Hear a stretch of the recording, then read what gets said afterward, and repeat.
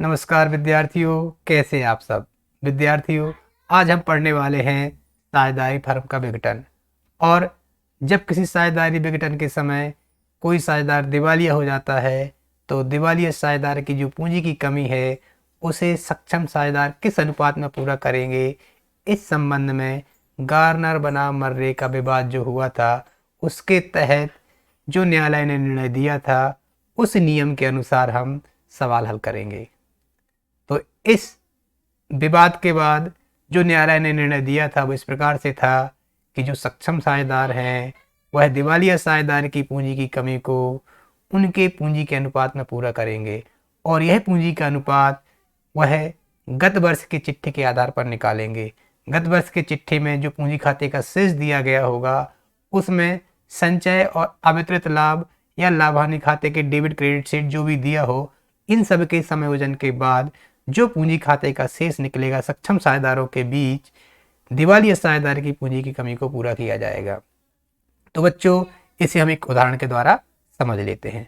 सवाल इस प्रकार से है कि एक फर्म में ए, बी और सी साझेदार है और लाभालाभ 2:2:1 के अनुपात में बांटते हैं।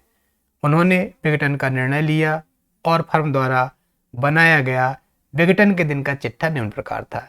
चिट्ठा दिया गया है आपको। चिट्ठे के दायित्व पक्ष में लेनदार दिए गए हैं 7,400 के, सामान्य संचय है वो 10,000 का था, और पूंजी खाते का शेष जो है ए और बी का दिया गया है 50,000 और 32,000।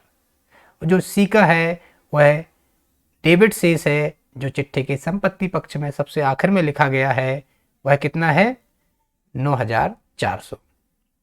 इसके अलावा जो अन्य संपत्तियां हैं उसमें बैंक है, बैंक खाते का शेष 2,100 है। देनदार हैं, देनदारों का जो सकल मूल्य है वह 16,000 है, उसमें से प्रावधान 700 रुपये घटाया गया है। तो शुद्ध देनदार की राशि जो है 15,300 है।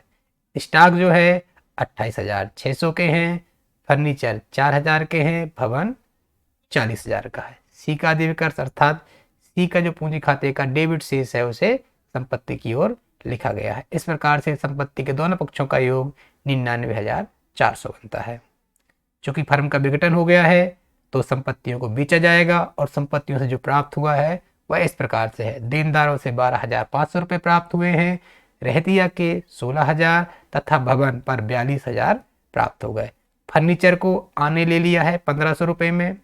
लेनदारों के भुगतान से 400 रुपये की छूट प्राप्त हुई, अर्थात लेनदारों को जो भुगतान करना था 7,400 का, उसमें से हमको 400 रुपये नहीं चुकाने पड़े तो 7,000 रुपये का हम भुगतान कर देंगे। अदत्त लेनदारों का भी जिनका प्रावधान नहीं हुआ था, अर्थात जो पुस्तक में नहीं लिखे गए थे, चिट्ठे में नहीं लिखे गए थे, लेकिन उनका भी भुगतान किया गया है। कितने का 1,700 रुपये का वसूली हुए 625 हुए हैं। सा दिवालिया घोषित कर दिया गया।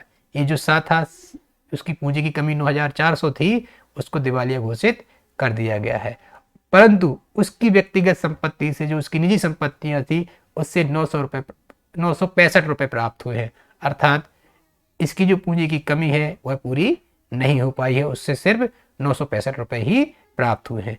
फर्म की पुस्तकों को बंद करने के लिए आवश्यक खाते आपको बनाने हैं।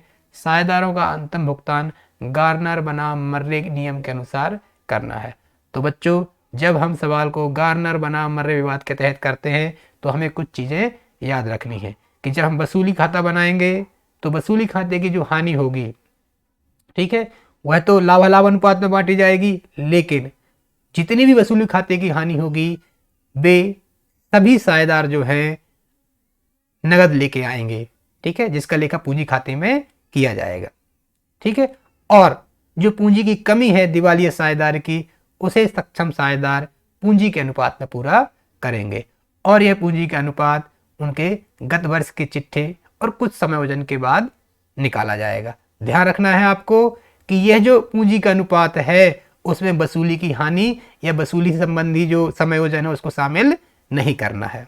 तो बच्चों, सवाल को शुरू करते हैं। सबसे पहले हम बना लेते हैं वसूली खाता, रियलाइजेशन अकाउंट। और जब रियलाइजेशन अकाउंट बनाया जाता है तो सबसे पहले क्या किया जाता है, चिट्ठे के संपत्ति पक्ष से जो संपत्तियां होती हैं उन्हें डेबिट साइड लिख दिया जाता है, और जो दायित्व होते हैं उनको क्रेडिट साइड लिख दिया जाता है।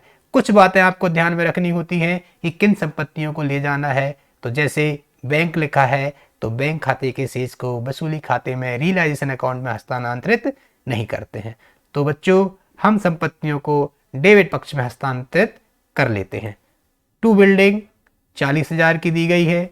आप यहाँ देखते जाइएगा, सवाल ऊपर है, भवन कितने का है, 40,000 का। To building 40,000। Furniture, to furniture 4,000। फिर है स्टॉक, टू स्टॉक कितने का है, 28,600 रुपये। इसके बाद लिखेंगे टू डेटर्स। बच्चों ध्यान रखना है कि जब चिट्ठे में देनदार लिखे गए हैं और उसमें से प्रावधान को घटाया जाए तो हमें देनदार की सकल राशि लेनी है। अर्थात यहाँ इस सवाल में 16,000 की राशि को हम लिख देंगे और जो 700 रुपये हैं उसे हम रियलाइजेशन अकाउंट के क्रेडिट पक्ष में हस्तांतरित कर देंगे by reserve for doubtful debts account, या आप लिख सकते थे by provision for doubtful debts. कितना है, 700 रुपये। इसके बाद जब हमने सभी संपत्तियों को रियलाइजेशन अकाउंट के डेबिट में लिख लिया है तो हम अब दायित्वों को क्रेडिट में हस्तांतरित कर लेते हैं। तो दायित्वों में एक ही ऐसा दायित्व है जो वसूली खाते में हस्तांतरित किया जाएगा, क्योंकि सामान्य संचय और पूंजी तो साझेदारों से संबंधित है और यह आंतरिक दायित्व है और आंतरिक दायित्व को वसूली खाते में हस्तांतरित नहीं किया जाता है। तो लिख देते हैं बाय क्रेडिटर्स अकाउंट 7,400। बच्चों अब हमें क्या करना है, अब इन संपत्तियों को बेच देना है और बेचने के संबंध में प्रश्न में निर्देश दिए गए थे जो इस प्रकार से हैं कि संपत्तियों से हमको कितना प्राप्त हुआ है, देनदारों से 12,500, रहतिया से 16,000, भवन से 42,000। तो कुल मिला के कितनी रकम प्राप्त हो जाती है, इसे हम वसूली खाते के रियलाइजेशन अकाउंट के क्रेडिट पक्ष में लिख देंगे बाय बैंक अकाउंट। कितनी राशि हो जाती है, टोटल कर लेते हैं और टोटल आ जाता है 70,500। ये 70,500 किस किसका टोटल है, देनदार, रहतिया और भवन से 12,500, धन 16,000, धन 42,000। तो टोटल हो जाता है 70,500। इसके बाद लिखा है फर्नीचर किसने ले लिया, आने ले लिया। तो आने नगद नहीं दिया होगा तो आके कैपिटल अकाउंट के नाम से लिख देंगे बाय एस कैपिटल अकाउंट। कितना, 1,500 रुपये। इसके बाद लेनदारों को भुगतान किया गया है, 400 रुपये की छूट प्राप्त हुई है। तो लेनदार जो थे वह कितने के थे, 7,400 के थे। 400 की छूट मिल गई तो 7,000 का हम पेमेंट कर देंगे और पेमेंट की एंट्री रियलाइजेशन अकाउंट के डेबिट में की जाएगी टू बैंक अकाउंट और लिख देंगे 7,000। इसके बाद लिखा था कि एक और जो अदत्त लेनदार थे उनका ही भुगतान किया गया है 1,700 का, तो उसका भी भुगतान कर देंगे टू बैंक अकाउंट। कितना, 1,700 रुपये। इसके बाद जो वसूली व्यय हुए हैं उनका ही भुगतान कर देंगे और वसूली व्यय भी डेबिट पक्ष में लिखे जाएंगे टू बैंक अकाउंट 625 रुपये। इसके बाद दिवालिया घोषित कर दिया गया है, उसकी व्यक्तिगत संपत्ति से 965 रुपये प्राप्त हुए हैं। ये 965 वसूली खाते में नहीं आएंगे। तो अब इस प्रकार से हमारा वसूली खाता बनकर तैयार हो जाता है। दोनों पक्षों का हम योग कर लेते हैं और डेबिट पक्ष का योग अधिक आ रहा है, वह आ रहा है 97,925 रुपये। तो क्रेडिट का योग भी हमें इतना ही करना है, तो लिख दिया और हमने यहाँ पर निकाल लिया है। ठीक है, कितना आ जाता है अंतर की राशि, अर्थात हम डेबिट के योग में से क्रेडिट का योग घटाएंगे तो अंतर की राशि निकल के आती है 17,825 रुपये। और यह राशि जो सभी साझेदार हैं ए, बी और सी, इनके बीच में उनके लाभालाभ अनुपात में बांटी जाएगी। तो बच्चों लाभालाभ अनुपात हमको पता है 2:2:1 है, तो बांट देते हैं by partners capital account A, B, C. और ए की जो निकल के आएगी 2/5 कर देंगे हम। 17,825 का 2/5 निकल के आता है 7,130। बी का भी 7,130 और सी का जाएगा 3,565 रुपये। बच्चों आप निकाल लीजिएगा, बहुत ही आसान है। 17,825 गुणा 2/5 कर देना है तो ए का निकल आएगा, 2/5 फिर से कर देना है तो बी का निकल आएगा और 1/5 कर देंगे तो निकल आएगा सी का। इस प्रकार से हमारा वसूली खाता बनकर तैयार हो जाता है। बच्चों अगला खाता हम बनाएंगे पार्टनर्स कैपिटल अकाउंट। तो सबसे पहले पार्टनर्स कैपिटल अकाउंट का हम शेष लिख लेते हैं। और बच्चों शेष हम चिट्ठी में देख चुके हैं, कितना था देख लीजिए आप एक बार और। पूंजी खाते का शेष ए और बी का क्रेडिट शेष है जबकि सी का डेबिट शेष है। तो क्रेडिट शेष को क्रेडिट में लिखा जाएगा, जो दायित्व में लिखा है वह क्रेडिट शेष है और जो संपत्ति की ओर लिखा है वह डेबिट शेष है। तो बच्चों हम लिख लेते हैं यहाँ पर क्रेडिट में बाय बैलेंस बीडी ए का 50,000 और बी का 32,000 और सी का चूंकि डेबिट शेष है तो उसे हम क्रेडिट में न लिखकर डेबिट में लिखेंगे टू बैलेंस बीडी और लिख देते हैं 9,400 रुपये।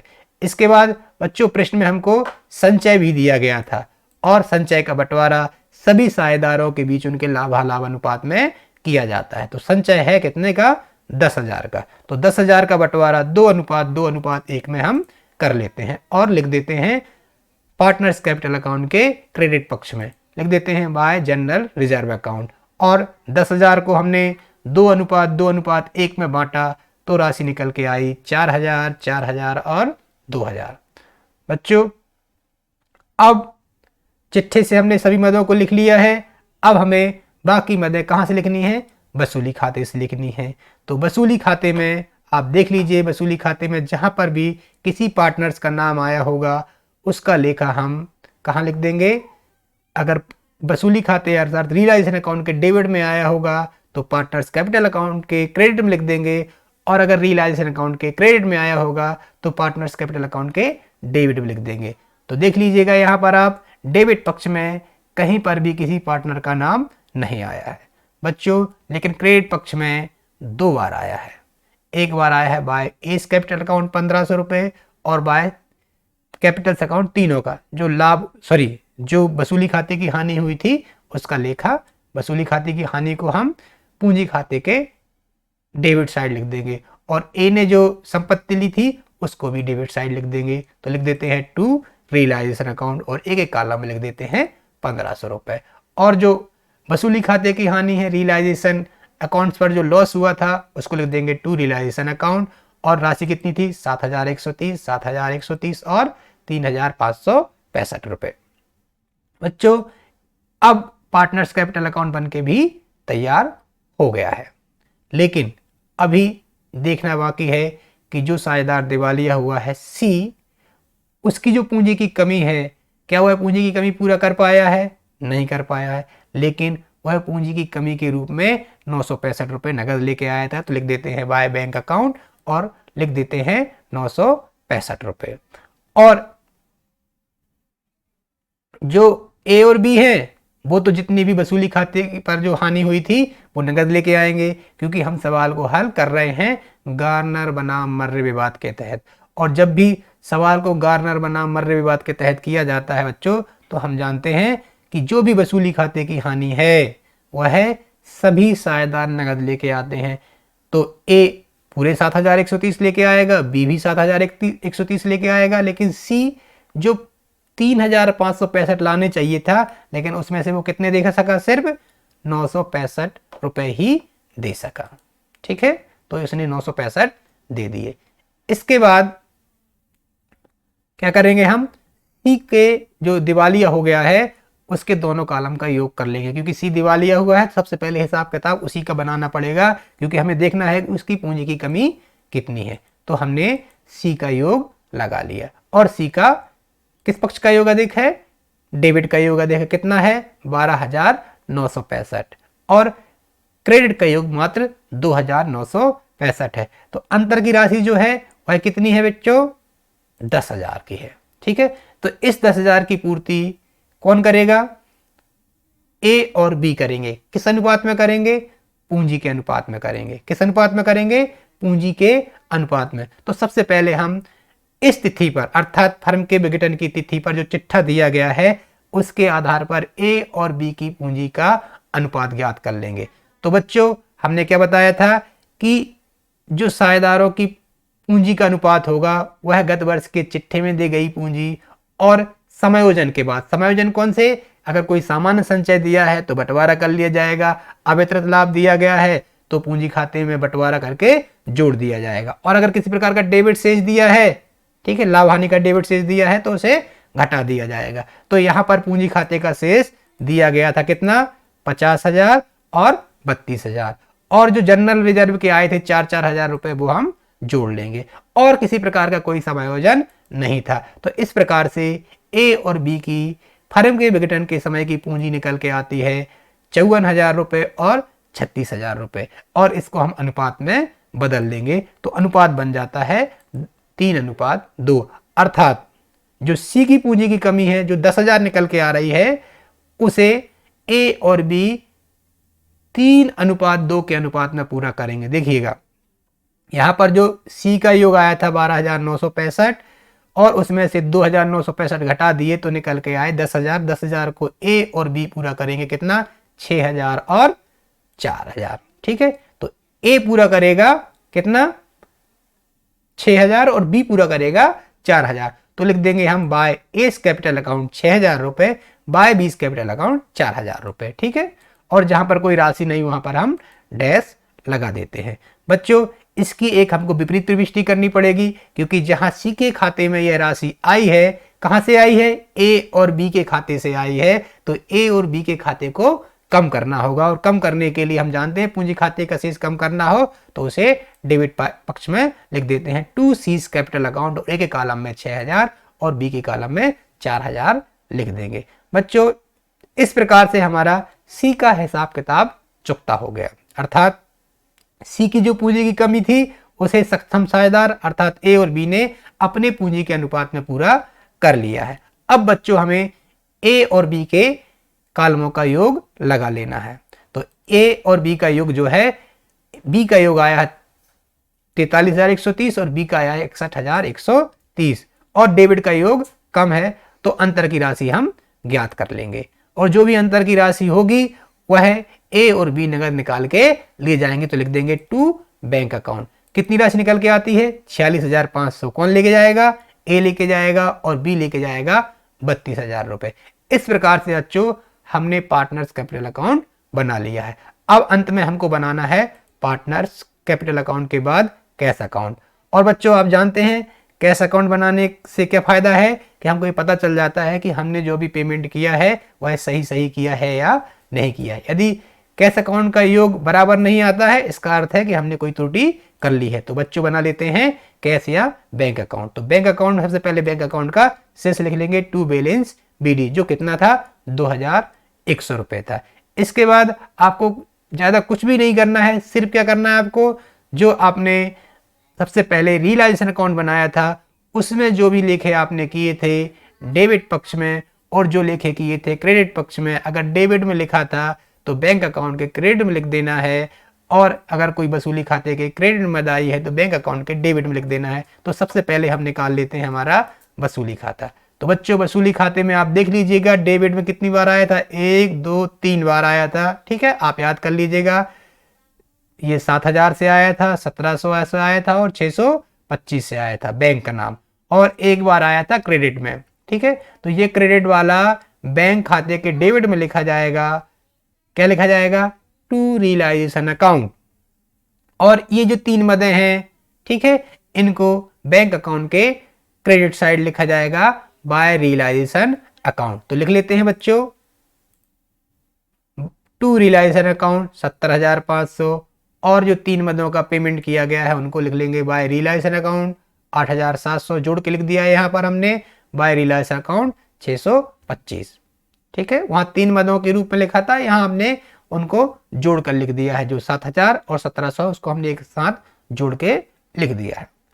इसके बाद बच्चों हमको देखना है partners capital account. Partners capital account में जहां जहां पर भी आपका बैंक का नाम आया है उसकी विपरीत प्रविष्टि हम बैंक खाते में कर देंगे। तो बच्चों देखिएगा यहाँ पर पार्टनर्स कैपिटल अकाउंट के क्रेडिट में आया है बाय बैंक अकाउंट 7,130, 7,130 और 965। ए के 7,130, बी के 7,130 और सी के 965। तो इस राशि को हम वसूली खाते के डेबिट में लिख देंगे, और एक बार यहाँ पर भी आया है तो इसको हम क्रेडिट में लिख देते हैं। तो बच्चों लिख देते हैं to A's capital account, to B's capital account, to C's capital account. A के 7,130, बी के 7,130 और सी के 965।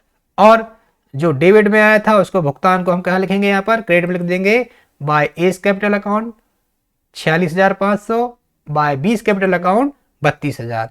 और अब हम चेक कर लेते हैं कि दोनों पक्षों का योग बराबर आ रहा है या नहीं आ रहा है, क्योंकि हम सभी मदों का लेखा कर चुके हैं। तो अब हमने जब योग लगाया तो आया 87,825 डेबिट का, और क्रेडिट का भी 87,825। तो इस प्रकार से हम इसको बंद कर देते हैं। और बच्चों, हमने इस प्रकार से वसूली खाता बना लिया है।